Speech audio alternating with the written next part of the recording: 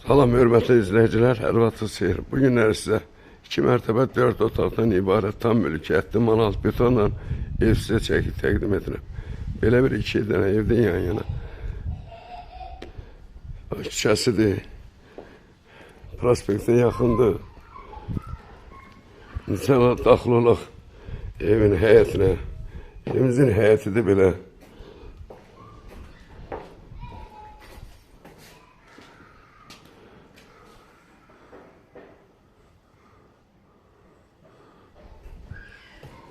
Daxil olaq evin içərisinə. Koridor hissəsidir, belə bir koridor hissəsidir. Sağda bizi qarşılayıb qonaq otağı.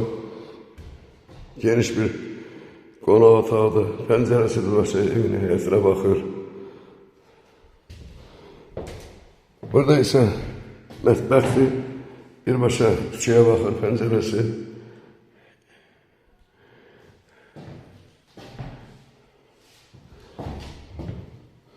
Burada ise sanuzildir, böyle bir sanuzildir.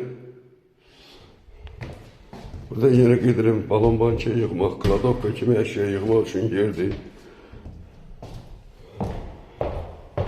İndi isə qalxaq ikinci mərtəbəyə. Pilləkənləri gözəl qoz ağaçlarla yığılıb.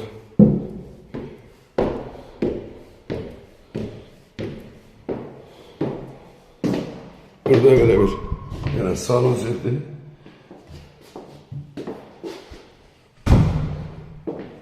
Burada bir geniş bir otaqdır, ikinci otaqdır. İkinci mərtəbədə ikinci otaqdır. Burada da yine geniş üçüncü otaqdır.